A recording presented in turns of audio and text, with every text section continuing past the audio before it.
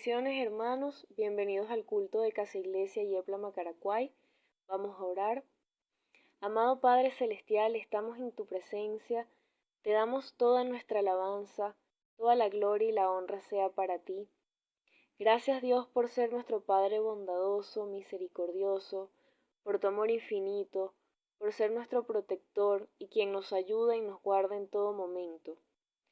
Encomendamos a ti nuestro camino, así como lo dices en el libro de Salmos, capítulo 37, versículos 5 y 6. Encomienda a Jehová tu camino y confía en él y él hará. Exhibirá tu justicia como la luz y tu derecho como el mediodía. Señor, en medio de un mundo que está cada vez más desvirtuado, te pedimos que hagas tu justicia, Padre eterno. Tú eres nuestra esperanza, nuestra fortaleza, eres nuestra paz. Danos la sabiduría y el discernimiento, Espíritu Santo de Dios, porque solo en ti confiamos. Que seas tú guiando cada paso que damos. Que se cumpla tu propósito en nuestras vidas. Perdona nuestras faltas, aun las que no recordamos. Tráelas a nuestra mente, Señor, te las entregamos. Haznos puros delante de ti. Crea dentro de nosotros un corazón limpio, y que todas nuestras acciones y pensamientos sean para glorificarte, para agradarte. Te exaltamos, te amamos, te adoramos, en el nombre de nuestro Señor Jesús. Amén.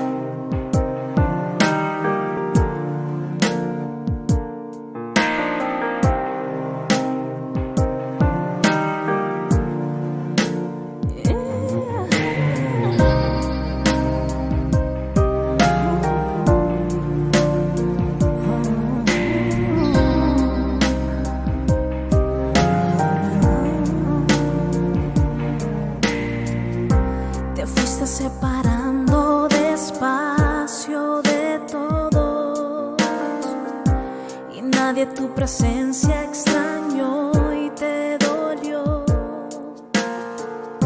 y luego te sentiste tan lejos de casa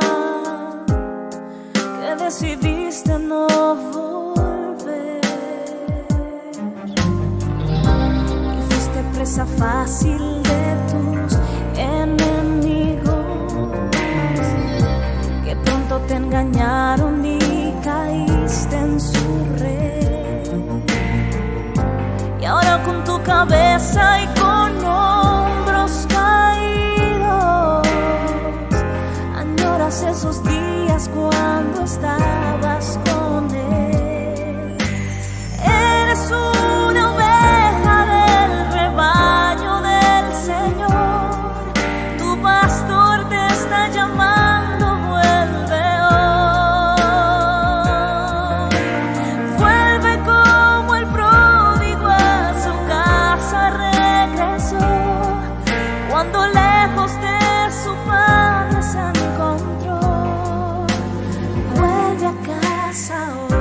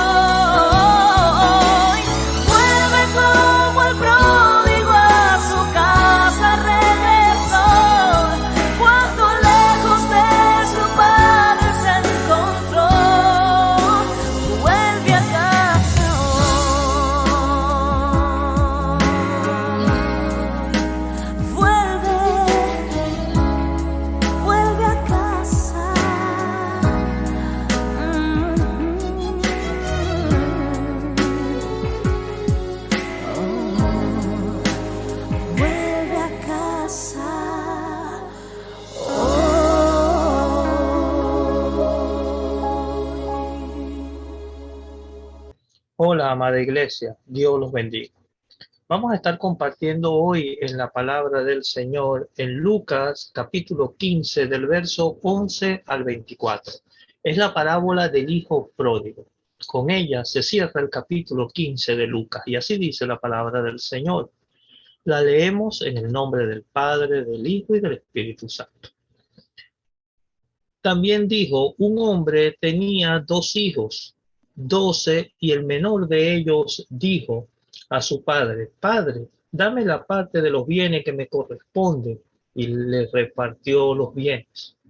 No muchos días después, juntándolo todo, el hijo menor se fue lejos a una provincia apartada, y ahí desperdició sus bienes viviendo perdidamente. Y cuando todo lo hubo malgastado, vino una gran hambre en aquella provincia y comenzó a faltarle. Y fue y se arrimó a uno de los ciudadanos de aquella tierra, el cual le envió a su hacienda para que apacentase cerdos. Y deseaba llenar su vientre de algarrobas que comían los cerdos, pero nadie le daba. Y volviendo en sí dijo, ¿cuántos jornaleros en casa de mi padre tienen abundancia de pan y yo aquí perezco de hambre? Me levantaré e iré a mi padre y le diré, Padre, he pecado contra el cielo y contra ti. Ya no soy digno de ser llamado tu hijo, hazme como a uno de tus jornaleros. Y levantándose vino a su padre, y cuando aún estaba lejos, lo vio su padre, y fue movido a misericordia, y corrió y se echó sobre su cuello y le besó. Y el hijo le dijo, Padre, he pecado contra el cielo y contra ti, y ya no soy digno de ser llamado tu hijo. Pero el padre dijo a su siervo, sacad el mejor vestido y vestidle, y ponerle un anillo en su mano y calzado en sus pies, y traed el becerro gordo y matarlo, y comamos y hagamos fiesta, porque este mi hijo muerto era y ha revivido, se había perdido y es hallado. Y comenzaron a regocijarse. Y su hijo mayor estaba en el campo, y cuando vino y llegó cerca de la casa, oyó la música y danzas, y llamando a uno de los criados le preguntó qué era aquello. Y le dijo, tu hermano ha venido y tu padre ha hecho matar el becerro gordo por haberle recibido bueno y sano. Entonces se enojó, no quería entrar, salió por tanto su padre y le rogaba que entrase. Mas él respondiendo dijo al padre, he aquí tantos años te sirvo, no habiéndote desobedecido jamás, y nunca me has dado ni un cabrito para gozarme con mis amigos. Pero cuando vino este tu hijo, que ha consumido tus bienes con ramera, ha hecho matar para él el becerro gordo. Él entonces le dijo, hijo, tú siempre estás conmigo, y todas mis cosas son tuyas. Mas era necesario hacer fiesta y regocijarnos, porque este tu hermano era muerto y ha revivido, se había perdido y es hallado.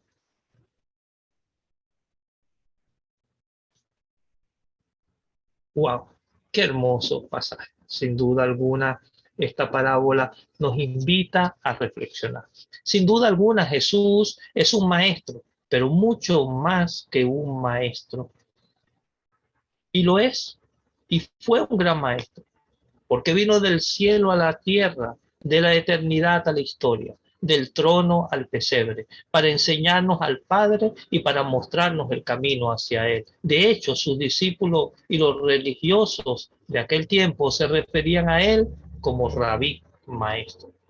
Jesús enseñó en todas partes, en el templo, en la sinagoga, en el monte, a la orilla del mar, junto al camino, en un pozo, en los hogares, en reuniones sociales y en privado. Él no solo enseñaba con palabras, sino más bien con hechos. Pero entre sus enseñanzas se destaca por encima, sin duda alguna, la parábola. Las parábolas. ¿Qué es la parábola?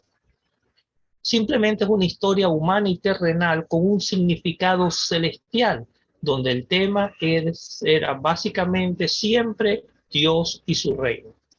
Es un mensaje que guarda una verdad muy importante para que todo aquel que le interese saber el verdadero significado de esta se acerque en intimidad a él y le diga como sus discípulos, Señor, enséñanos el significado de tu mensaje. La parábola tiene una peculiar característica y es que son de enorme bendición para los que están dispuestos a recibirla con humildad, y ya que en ella se revelan los misterios de Dios y del reino. Pero a la vez es de enorme dificultad para los incrédulos que tienen el corazón y los oídos embotados, ya que debido a su incredulidad, a su obstinación, a su ceguera espiritual y rechazo, no logran entenderlo. Por eso Jesús dijo, por eso les hablo por parábolas, porque viendo no ven y oyen, no oyendo y no entienden. Sin duda alguna, esta parábola del día de hoy es una de las más conocidas y quizás la más querida por todos, incluso por quizás aquellos que no conocen la Biblia. Gloria a Dios, a su nombre. Gloria a Dios que tenemos un Dios que ha venido a buscar y a salvarnos. Ha venido a buscar y a salvar a los pecadores. Es muy importante para la comprensión de la parábola que comprendamos que nos hablan de dos grupos de personas, los cuales van a ser representados por dos personajes, por dos hijos. Jesús le va a contestar con tres parábolas, en realidad una sola, la oveja perdida, la moneda perdida y la que hoy estamos estudiando o exponiendo sobre el hijo pródigo. ¿Qué significa la palabra pródigo? No alude tanto a la idea de un hijo perdido, duro, inmoral y arrepentido que vuelve a casa, sino más bien a la idea de haberlo gastado todo, de no guardarse nada, de haber derrochado todo y sin medida. Jesús, al comienzo de la misma parábola, lo vemos en Lucas 15:11, lo deja bien claro cuando nos dice un hombre que tenía dos hijos. Y no es justo que solo se enfatiza un hijo, cuando el texto le da exactamente la misma importancia a ambos hijos en 8 versículos. El tema principal del capítulo 15 en estas tres parábolas que lo conforman y en esta parábola es el gozo de Dios por la salvación de un pecador. En base a estos tres personajes podemos estructurar esta parábola quizás en tres puntos principales. Número uno, el hijo menor que se perdió. Número dos, el bondadoso padre. Y número tres, el hijo mayor que estaba perdido. Veamos el hijo menor que se perdió. Esto lo encontramos acá en Lucas 15, desde el verso 12 al verso 19. Cuando nos dice, y el menor de ellos dijo a su padre, Padre, dame la parte de los bienes que me corresponde, y le repartió los bienes. Vemos acá, wow, en estos hermosos versículos, antes de nada, lo interesante de contextualizar, de ver esta historia en medio de una sociedad patriarcal, donde se le daba una gran importancia y un valor a la honra y a la deshonra, al honor y a la venganza. Y la historia ya empieza con su deshonrosa, irrespetuosa, vergonzosa, humillante, ¿no? Petición por parte del hijo menor. De todo el patrimonio del padre se dividía en tres partes, y de esas tres partes, solo una parte sería para el hijo menor y el resto para el hijo mayor. Así funcionaba este esquema, ¿no? Patriarcal de la época. Quien tenía derecho al doble de la porción según Deuteronomio 21:17. Es decir, que de todos los bienes se divide entre tres y una sola parte la que le corresponde al menor y dos, al mayor. Pero lo más humillante y escandaloso fue la petición al padre de su herencia cuando éste aún estaba vivo. Recordemos que el padre a quien le solicita la herencia estaba vivo. La división de la herencia solo tenía lugar cuando el padre moría. ¿Tendremos idea Wow, o sea, vemos lo que significa o implicaba esto para ellos. Prácticamente le estaba diciendo, padre, no me importas tú, para mí es como si no estuviera, tú estás muerto, solo quiero lo mío, lo que me corresponde y lo quiero ya, quiero tus bienes, no te quiero a ti. No, que, no quiere tener nada que ver con su padre ni con su familia, es decir, quiere desprenderse. Sin duda alguna deshonró a su padre tal como la ley del Antiguo Testamento lo enfatiza. La reacción del padre debía ser dura, severa, tal vez incluso violenta en muchos momentos hacia su hijo que lo acaba de afrentar públicamente y de este modo proteger su honra. Pero la acción del padre es igual de humillante para el contexto de esta sociedad tan marcada por la honra y el honor del padre, del patriarca. Y le repartió los bienes a los dos. El hijo mayor recibe las 2/3 partes. Recordemos que se divide entre tres. Dos de esas porciones le toca del patrimonio del padre al hijo mayor y el hijo menor se queda uno, o sea que no es que era mitad y mitad, porque la ley decía que el hijo mayor le correspondía más. Entonces se divide la herencia en 3 partes y al mayor le da 2 partes y el menor 1/3 parte. Por cierto, una función del hijo mayor también era la de proteger en ese momento la honra y el honor de la familia, en este caso la del padre. De ahora en adelante comienza una decadencia en el hijo menor que le lleva a tocar fondo, egoísmo, separación, inmoralidad, libertinaje, rebeldía, paganismo, hasta el punto de acabar cuidando el animal más impuro para ellos como el cerdo. Y no solo alimentándolo, sino deseando hasta comer de su alimento. No solo fue un abandono físico, sino también espiritual respecto al padre. Quiso vivir su vida a su manera y allí malgastó su bien. Se vio completamente solo, no estaban sus amigos con los que él malgastó su dinero, arruinado y perdido, con hambre, sucio, se encontraba miserable. Todo esto representa lo que hay fuera de la iglesia, fuera de la presencia de Dios, que puedes conseguir. Sí, mujeres, droga, dinero, influencia, poder, libertinaje, fiesta, pero estás fuera de la presencia de Dios, fuera de la iglesia, donde juntos nos unimos para glorificar su nombre, para exaltar al Rey de Reyes. ¿Crees que quizás exagero? Les aseguro, mis hermanas, mis hermanos, mis amigos, que no. Se ven estrago de estos en la sociedad cuando vemos cantidad de separaciones, divorcios, abortos legales, bueno, una cantidad de cosas que podemos sumarle a esa crisis de valores que sacude al mundo, donde cada vez más hijos vemos que agreden a los padres, maridos que agreden a sus mujeres. Imagínense por un momento que quizás seamos policías y nos toque trabajar un fin de semana por la noche. Les aseguro que veríamos jóvenes de distintas edades, quizás muy tempranas, consumiendo drogas, alcohol, pelea, rebeldía, autoridad, libertinaje, inmoralidad sexual. Entonces, vemos acá cómo en este pasaje se acordó de la compasión, de la misericordia, de la generosidad del Padre, cuando decía este hijo, ¿cuántos jornaleros en casa de mi padre tienen abundancia de pan y yo aquí perezco de hambre?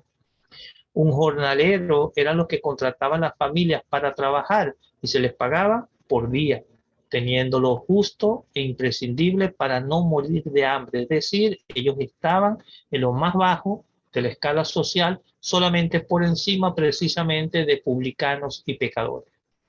Pero los jornaleros de su padre tenían abundancia. Esto nos dice mucho del carácter bondadoso del padre. Y este hijo menor volvió en sí. Dios respeta tú, mi, nuestro albedrío. El hijo menor se fue porque quiso irse y regresó porque tras recapacitar volvió en sí mismo y se arrepintió. Se arrepintió tanto que incluso ensayaba el discurso que le diría al padre: me levantaré, iré a mi padre y le diré: Padre, he pecado contra el cielo y contra ti, ya no soy digno de ser llamado tu hijo, hazme como a uno de tus jornaleros. No se acordó de su aldea, de su hogar o lo que había en él, no, se acordó de su padre. Dijo: voy a confiar en su misericordia, en su bondad, pero no voy a ir como un hijo con los derechos que ello implica, ni como un siervo. Los siervos vivían en casa del patrón, los jornaleros. No, sino voy a regresar como un simple jornalero, sin derecho, sin privilegio, al margen de la familia, pero cerca del Padre. Él sabía que había una deuda, un agravio muy grande con respecto al Padre, y que con el sueldo de jornalero le llevaría años solventarla y pagarla, pero estaba decidido y dispuesto a ellos. Tenía dos opciones: la muerte o regresar al Padre. Sin duda alguna escogió la mejor. Aquí hay un pecador, pero sobre todo hay un arrepentimiento grande, genuino, sincero. Un arrepentimiento que no solo le lleva a hacer una confesión, sino que abarca eso y mucho más. Lleva a obrar, a restituir, como lo hizo otro publicano llamado Zaqueo en Lucas 19. Yo me imagino los publicanos y pecadores que oían esta parábola, quizás muy identificado con este personaje, con el hijo menor, y a la vez emocionado, con los ojos llorosos, arrepentidos de verdad, siendo ellos excluidos por la sociedad, pero recibiendo una palabra de amor, de gracia, de retorno, de parte de Jesús. La escena número 2, el bondadoso Padre. La vemos en Lucas 15, desde el verso 20 al 24. El bondadoso Padre. ¿Cómo actuará el Padre? Según los otros presentes, ¿ok?, los fariseos pensarían que debería restituir públicamente su honra y darle una lección a su hijo y dejar que éste le pida perdón en privado y en público, postrándose y enseguida comenzar a tratar para restituir la deuda, el daño causado en su patrimonio. Pero el hijo regresó a su casa, donde había abundancia de pan y de gracia. Y vemos en la palabra cuando dice: y levantándose vino a su padre, y cuando aún estaba lejos, le vio su padre y fue movido a misericordia, y se corrió y echó sobre su cuello y le besó. Y él le dijo: Padre, he pecado contra ti el cielo, contra ti, y ya no soy digno de ser llamado tu hijo. Pero el padre dijo a sus siervos: sacad el mejor vestido y vestidlo. No creo que sea casualidad que el padre lo viera lejos, a la entrada de la aldea. Creo más bien que el padre cada día, cada momento miraba por la ventana, miraba por los horizontes. Tenemos un Dios que nos espera. Tenemos un Dios que nos olvida, jamás de nosotros, ni aun cuando nosotros nos olvidamos completamente de él. Pero lo más inaudito y sorprendente en este contexto era que corrió. Y es porque en aquella sociedad los patriarcas, los hombres, no corrían. Era cuestión de dignidad, de honor. Es más, ellos usaban largas túnicas y para correr debían recogérselas, remangárselas y enseñar las piernas, algo vergonzoso para ellos. Pero el padre salió de su casa corriendo, exponiéndose nuevamente a la vergüenza pública, a la burla de todos. Le dio exactamente igual al padre. Estaba lleno de gozo, de alegría, de entusiasmo por el regreso, por el retorno de su hijo. Apestoso, con olor a cerdo, mugriento, esquelético, muy allí sucio, pero el padre lo besó. Según la palabra en el griego original del Nuevo Testamento, significó que lo besó de manera efusiva y de una manera muy repentina. Nos imaginamos la escena. El padre ve a lo lejos, antes de llegar a la casa, a la entrada de la aldea, y sale corriendo. Y antes que nadie pueda avergonzarlo, burlarse de él por lo que le hizo a su padre o señalarlo, lo cubre, lo abraza, lo besa por toda la cabeza, por la cara, delante de todo, como diciendo: este es mi hijo, lo amo. ¿Saben? Eso es gracia. El Hijo hizo un intento de abrir su boca para exteriorizar, para expresar lo que había arrepentimiento y que había destrozado su corazón de esa situación. Pero no le dio tiempo. El Padre no le dejó al hablar. Y el Hijo le dijo, Padre, he pecado contra el cielo y contra ti, y ya no soy digno de ser llamado tu hijo.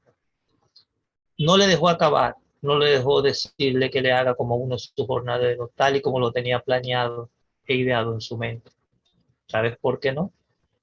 Porque ha recibido gracia y ya no tiene que ganarse él el amor y la reconciliación de su Padre. El Padre lo recibió y fue reconciliado y restaurado. ¿Acaso no ha hecho lo mismo Dios conmigo, contigo, con todos nosotros? Vemos en la palabra en segunda de Corintios, capítulo 5, 17, 19, cuando nos dice, de modo que si alguno está en Cristo, nueva criatura es. No eres jornalero, eres amado y reconciliado, hijo. Las cosas viejas pasaron, ya tu vida anterior mala está alejada del Padre. Y aquí todas son hechas nuevas. Y todo esto proviene de Dios, que nos reconcilió consigo mismo por Cristo y nos dio el ministerio de la reconciliación, que Dios estaba en Cristo reconciliando consigo al mundo, no tomándoles en cuenta a los hombres sus pecados, no tienen en cuenta tu deuda, mi deuda. Y nos encargó a nosotros la palabra de la reconciliación. En este Padre podemos ver al mejor y verdadero Padre, quien no solo nos miraba y observaba a lo lejos, sino que fue mucho más allá y en Cristo se hizo hombre, se encarnó, vino a la tierra a buscarnos y a salvarnos y a llevarnos de regreso a la casa del Padre. Allí, en la casa del Padre, hay abundancia de pan, abundancia de gracia. Él lo dio todo. Lo gastó todo por nosotros, lo entregó todo por nosotros, entregó a su Hijo Jesucristo. Ahí está realmente el gozo de Dios en salvar, en rescatar, en traer de vuelta a un inmerecido pecador que iba abocado a la condenación. ¿Qué hizo el Padre en esta parábola? No hubo amonestación, no hubo juicio, no hubo condenación, no lo señaló. Hizo 4 cosas, 4 acciones y lo hizo rápidamente, ya que la salvación es rápida, es instantánea que nos da el Señor. Y no se demora, no es un largo proceso de restauración de obras. Vemos acá cómo saca la mejor túnica. La mejor ropa era la túnica del Padre y eso implicaba total aceptación de la familia. No lo manda a lavarse antes a pasar, a pesar de ir sucio. ¿Acaso no nos ha vestido Cristo de su justicia? ¿No hemos sido revestidos de Él en el nuevo hombre? Así estábamos antes. Sí, bien todos nosotros, como dice Isaías 64:6, todos nosotros somos como suciedad y toda nuestra justicia como trapo de inmundicia. Pero Él nos ha dado su manto perfecto, su justicia. Vemos también el anillo. Con él podía firmar documentos, colocándole el sello de la familia que estaba en el anillo, y esto representa autoridad, ya que podías actuar en nombre y representación del Padre. De la misma manera y con esa misma rapidez inmediata, Dios nos ha sellado a nosotros mismos con su Espíritu Santo al instante de creer y aceptarlo como nuestro único y suficiente Salvador. Y ponemos nuestra fe en Él. Nos ha puesto su marca oficial de propiedad. Jesús te ha sellado, me ha sellado. De autenticidad, de autoridad, y ahora podemos actuar en nombre y representación del Padre. Vemos en esta hermosa parábola también las sandalias. Ni los esclavos ni los jornaleros usaban calzado. Así que eso implica una total aceptación, una dignidad, una propiedad del Padre. Ha recuperado totalmente la condición de hijo, el hijo del dueño. Cuando el pecado abunda, sobreabunda la gracia. Y ahora que ha sido restaurado y reconciliado y que ha sido perdonado es cuando puede hacer lo siguiente. Dice, traed el becerro gordo y matadlo y comamos y hagamos fiesta porque mi hijo muerto era y ha revivido, se había perdido y es hallado, y comenzaron a regocijarse. No todos tenían carne, mucho menos un becerro engordado. Eso era solamente para una ocasión única, para la mejor y gran ocasión. El padre hizo una fiesta para todos, para la aldea, compartió su gozo, su alegría con todos. Esto es lo que abunda la gracia del Señor. Cuando vemos también en la parábola, cuando dice, mi hijo estaba muerto, estaba perdido, pero ha vuelto, ha regresado a la casa. Creo que todos o casi todos nos sentimos relacionados e identificados con el hijo menor, que un día estuvo totalmente perdido, alejado de Dios, muerto en vida, sin esperanza, sin Dios ni Cristo, y hoy estamos agradecidos a Dios por lo que ha hecho. No fue el arrepentimiento del hijo lo que provocó el amor del padre, es justo al contrario, fue el amor del padre lo que provocó y motivó el arrepentimiento del hijo. Podríamos, y de hecho se hace muy a menudo, quizás dejar hasta acá la predicación y quedarnos con el retorno del hijo menor perdido, con el gozo del padre, con la fiesta y la celebración. Pero sería un poco injusto. Falta un hijo, falta una escena, la menos conocida quizás, pero la más importante para nosotros, para la iglesia, la número 3, el hijo mayor que estaba perdido. Hermanos, el pecado no es solo es irte fuera y alejarte del Padre. Puedes estar dentro de la casa, pero muy lejos del Padre, sin importarte lo más mínimo de Él, sino sus bendiciones y su herencia. A veces nos creemos merecedores de esas bendiciones, quizás por nuestras obediencias, por nuestra lealtad, domingo tras domingo, mes tras mes, sábado, sábado, culto tras culto, año tras año, y pensamos que Dios está en deuda con nosotros, que nosotros tenemos derechos ante Él. El objetivo primordial de esta parábola no es tanto los pecadores rebeldes de afuera, sino más bien quizás los religiosos y moralistas dentro, los que estaban cegados y alejados del Padre.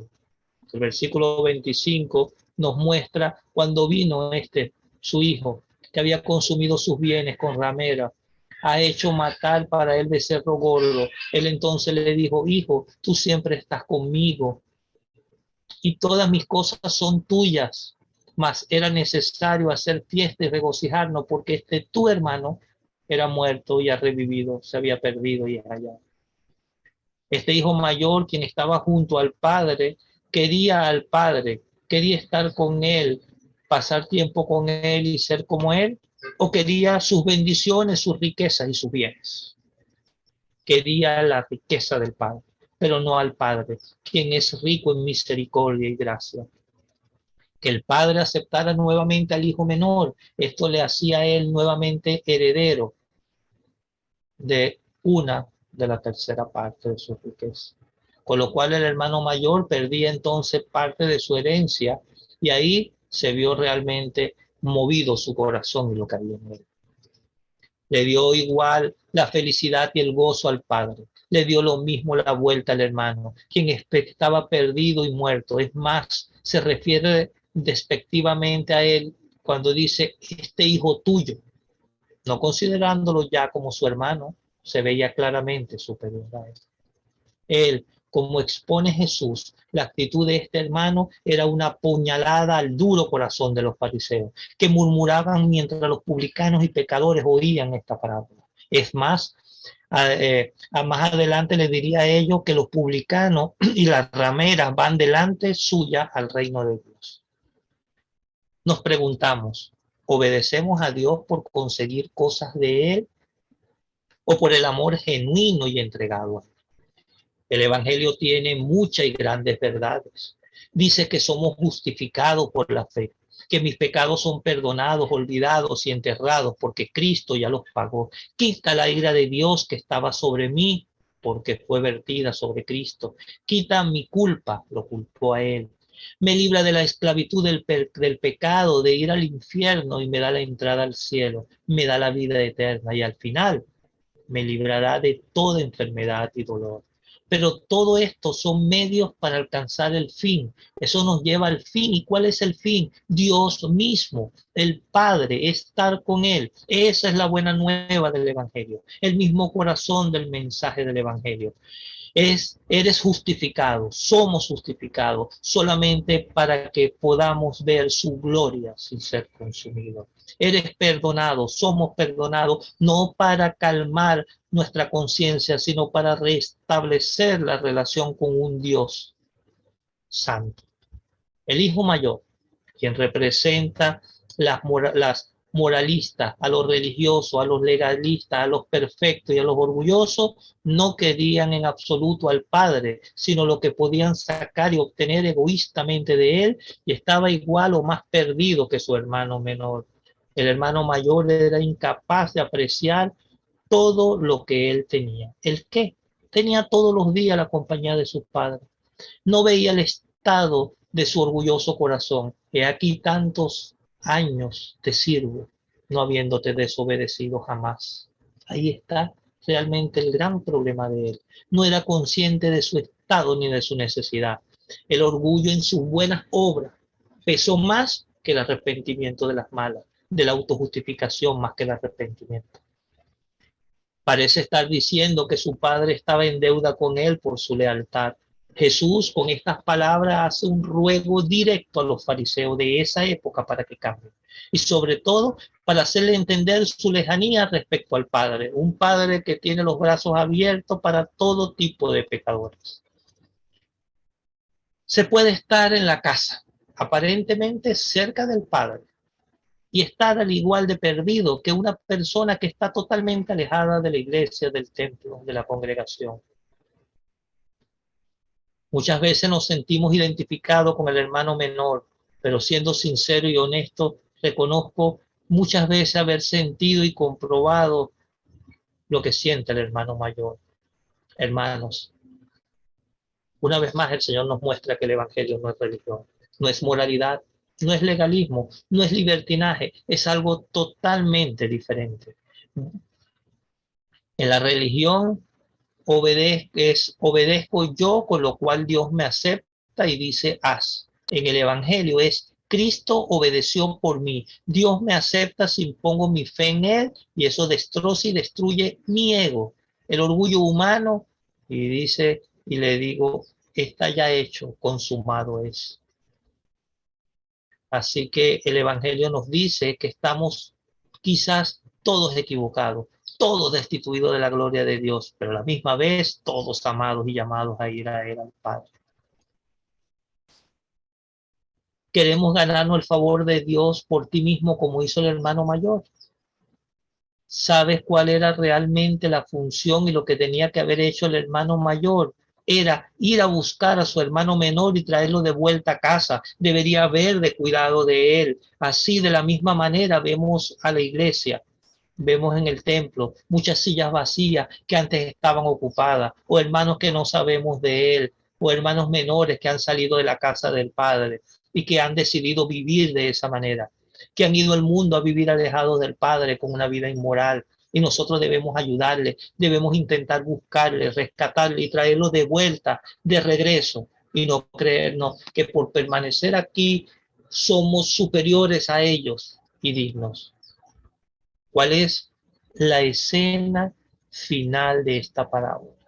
Sin duda alguna, un banquete, una fiesta, pero una fiesta en la que el hijo menor, supuestamente el malo, entró en ella a celebrarla, y el hijo mayor, el bueno, se quedó afuera.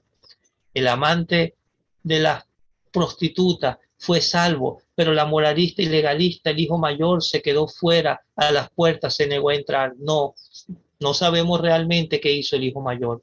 La palabra de Dios deja al final abierto.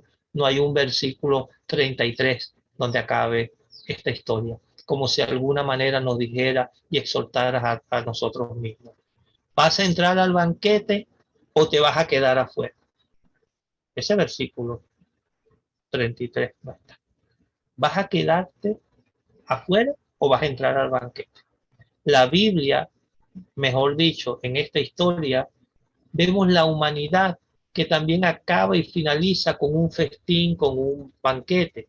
Nosotros podemos ver en Isaías cómo lo anticipó en Isaías 25, 6, 8, cuando dice, y Jehová de los ejércitos hará en este monte a todos los pueblos banquetes de manjares suculentos, banquetes de vino refinado de gruesos tuétanos y de vinos, y destruirá en ese monte la cubierta con quien están cubiertos todos los pueblos, y el velo que envuelve a todas las naciones destruirá la muerte para siempre, y enjuagará Jehová el Señor toda lágrima de todos los rostros, y quitará la afrenta de su pueblo de toda la tierra, porque Jehová lo ha dicho.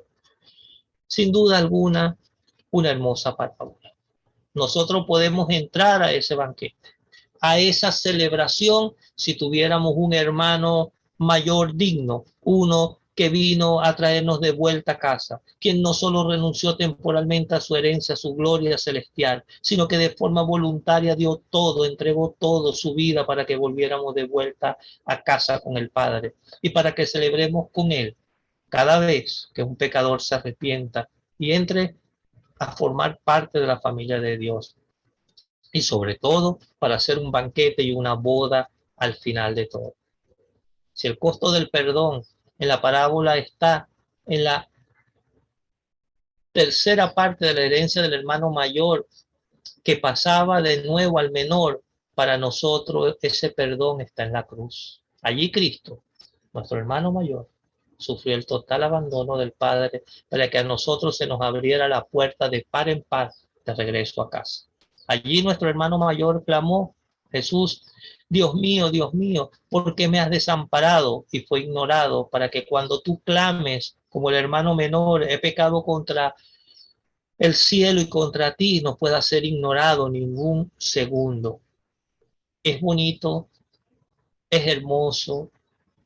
Para mí, tan profundo ver cómo la Biblia empieza en Génesis con una boda de Adán y Eva, donde había una relación perfecta con el Padre.